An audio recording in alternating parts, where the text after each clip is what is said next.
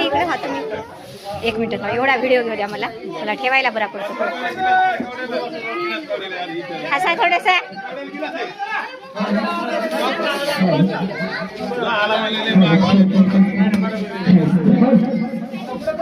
हलवून बिलवून बघायचं नाही कोणी बरं काय